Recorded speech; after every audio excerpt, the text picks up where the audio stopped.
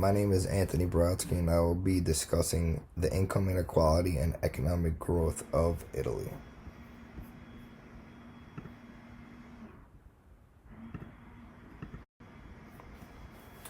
This study explores the long-term relationship between income inequality and economic growth in Italy. It uses time series data on the Gini index and real per capita GDP growth from the years 1977 to 2021. The findings indicate a weak negative association between the two variables. However, the statistical tests suggest that this relationship is not significant, meaning inequality does not strongly predict growth within this dataset. Overall, the results imply that other economic factors may be more critical drivers of the growth in Italy.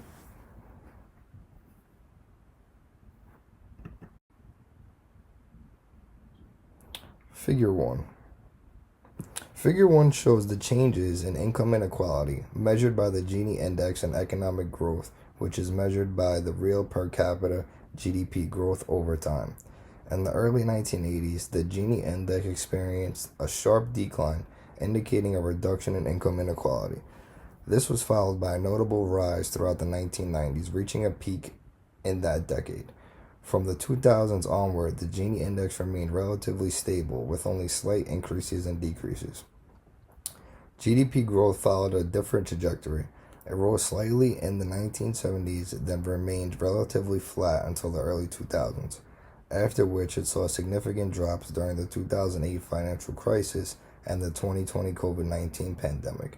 These contrasting movements suggest that the two variables do not move in tandem and may be influenced by different macroeconomic factors.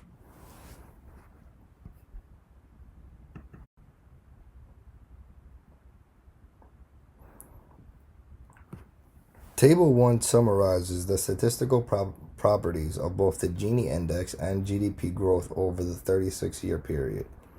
The Gini index had a mean value of 33.86 with a relatively narrow range, indicating modest variation in inequality. In contrast, GDP growth had a broader range from negative 8.42% to 9.49%, with a standard deviation of 3.04. This suggests that economic growth in Italy was far more volatile than income inequality during the observed period. These descriptive statistics highlight the greater instability in economic performance compared to the more steady nature of inequality.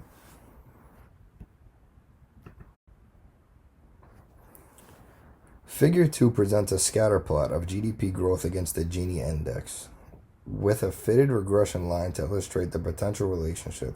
The red dashed line slopes slightly downward, indicating a weak negative relationship. However, the data points are widely scattered, showing considerable variability in GDP growth, even when income inequality levels are similar. The dispersion suggests a low correlation and implies that changes in the Gini index are not strongly linked to changes in economic growth. The visual evidence supports the conclusion that any relationship between these two variables is weak at best and may not be used for predictive purposes in policy making.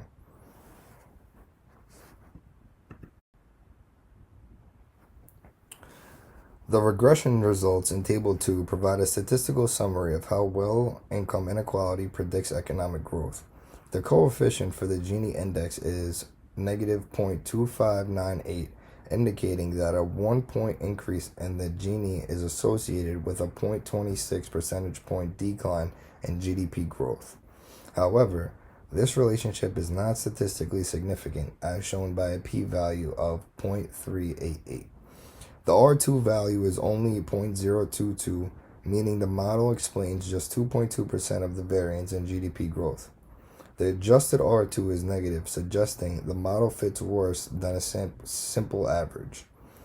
The confidence interval also includes 0, reinforcing that the result is not meaningful. These findings indicate that while a negative association exists, it lacks both explanatory power and statistical credibility.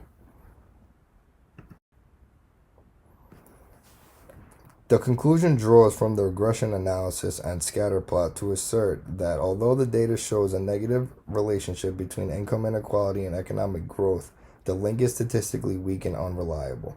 The low R2 value confirms that income inequality, as measured by the Gini index, accounts for a small fraction of the fluctuations in GDP growth. This suggests that a more complex model, including additional variables, would be needed to better understand the determinants of the growth in Italy. Policymakers should therefore be cautious when interpreting inequality as a primary factor influencing economic performance, as other factors are more likely to influence in shaping economic incomes. Thank you very much.